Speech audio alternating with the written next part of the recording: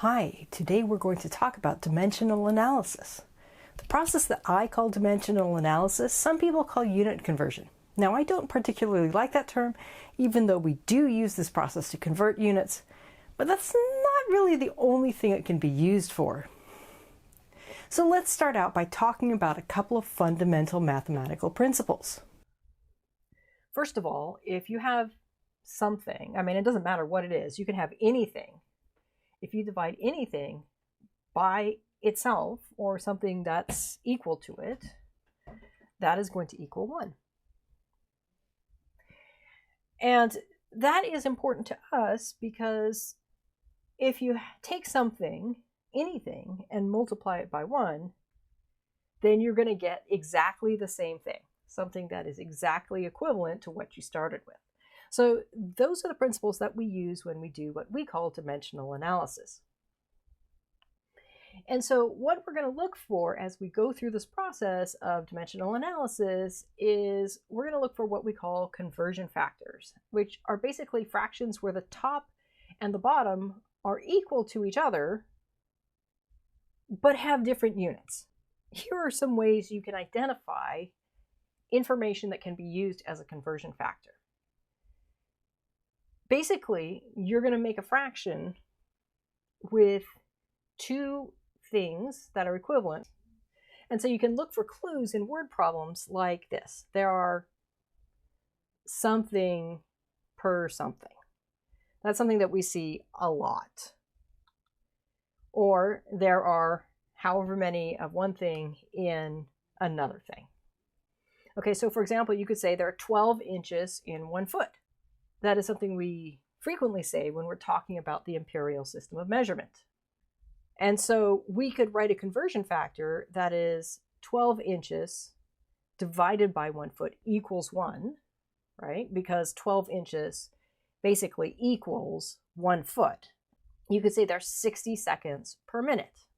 And you could see how there would be a conversion factor for that. You can put 60 seconds divided by 1 minute.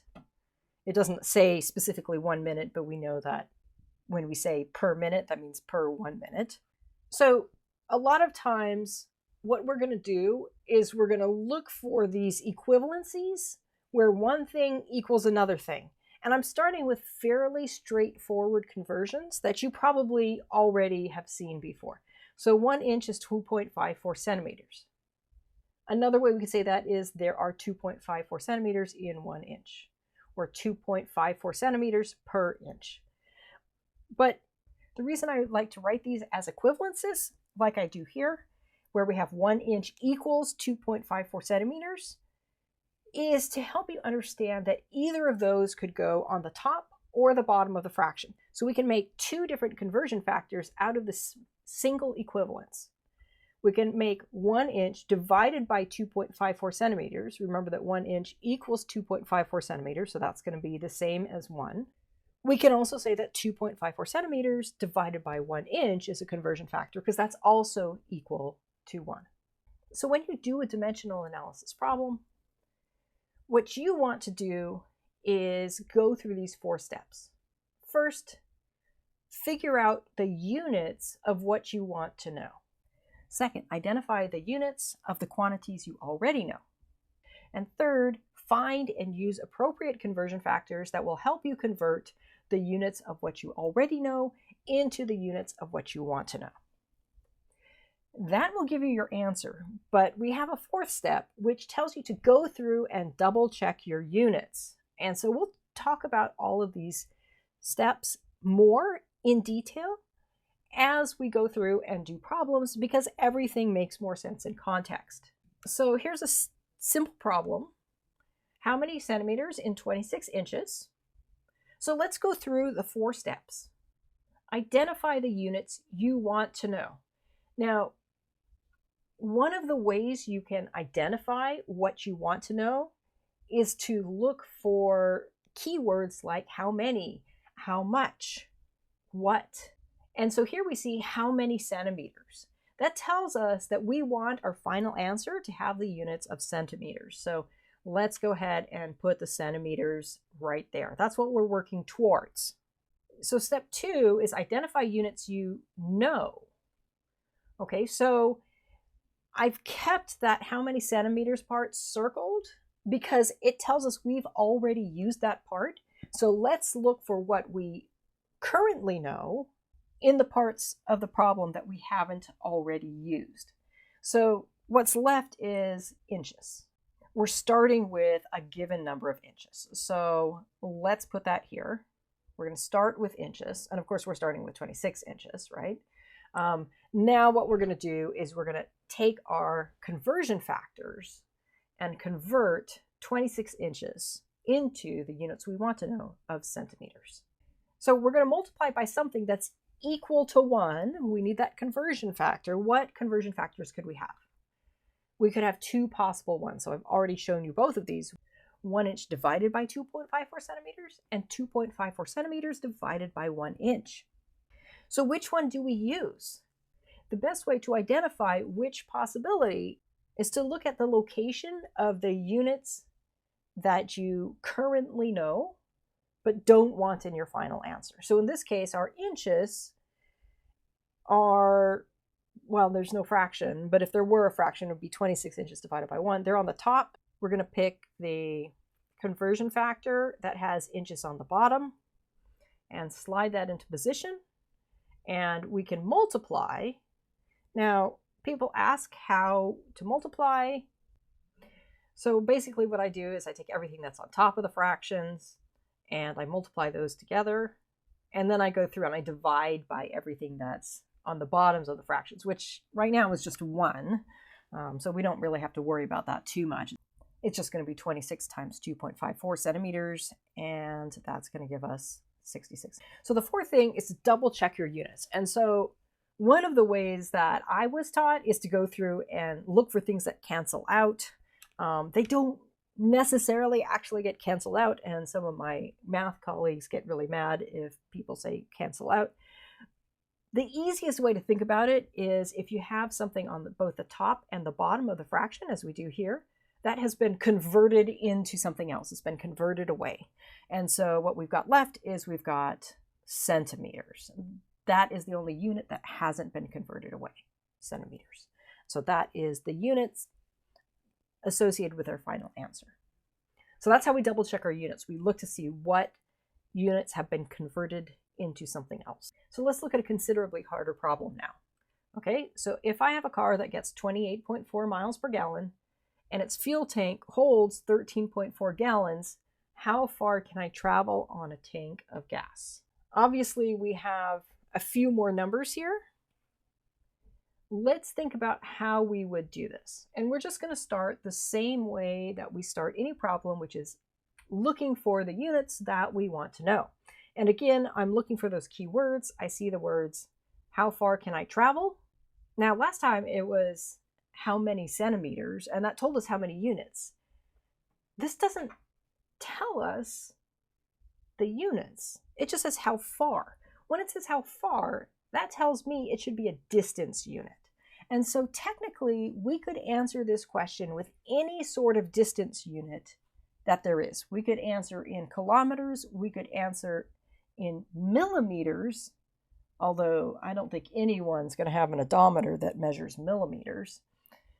But you know what makes the most sense is to use whatever distance unit is already in the problem.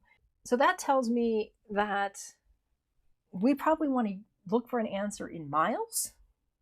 So let's put miles down at the end as our end unit. Okay, so now we want to identify the units that we know.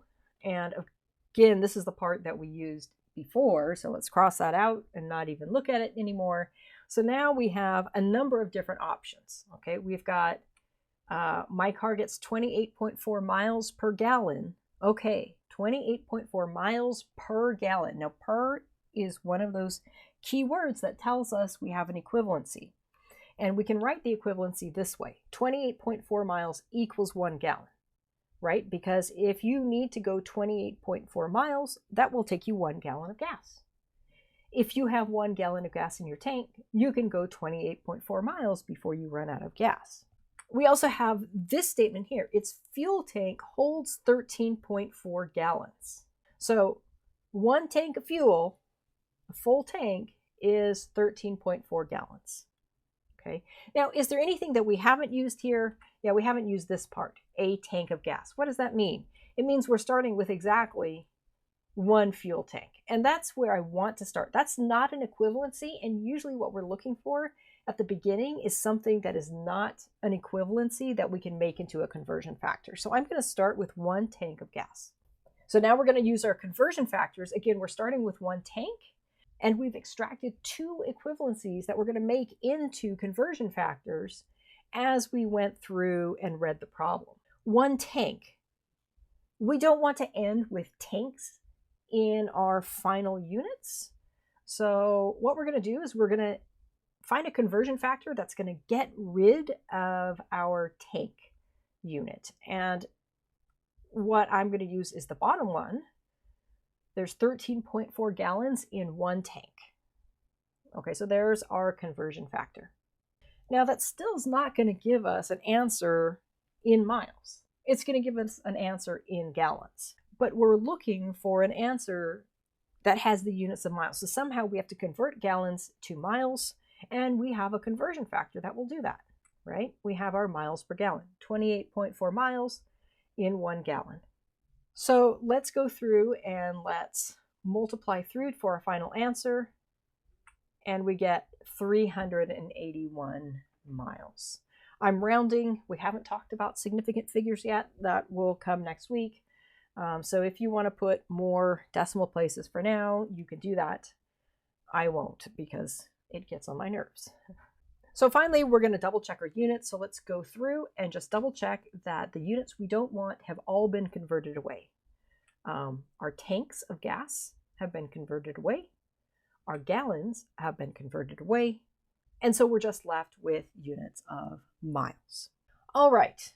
Now we're going to do one last problem, and this problem is a little bit different than the ones we've been doing in the past.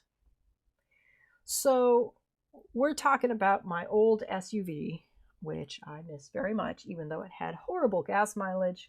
On the road, it got 18.9 miles per gallon.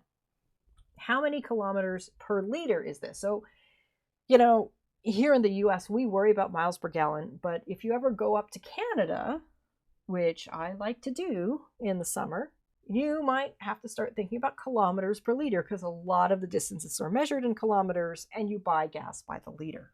So how many kilometers per liter would my old SUV get?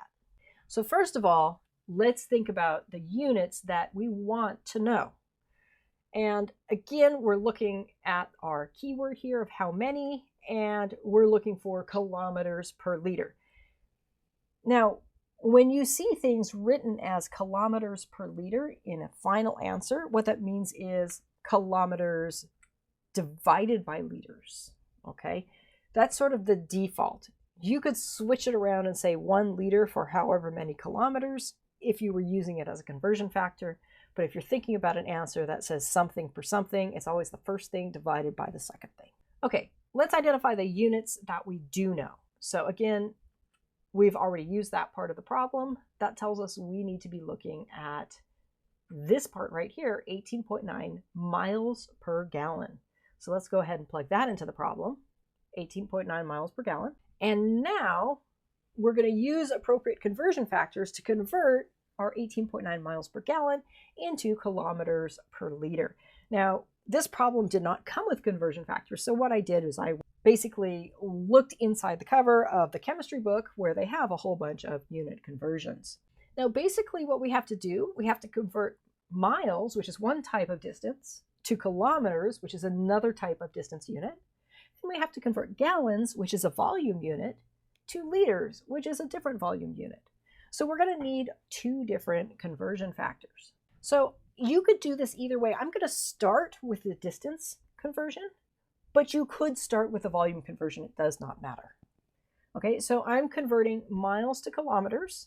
You'll notice that I'm putting the miles on the bottom of the conversion factor because we are trying to convert away miles that are in the top of a fraction.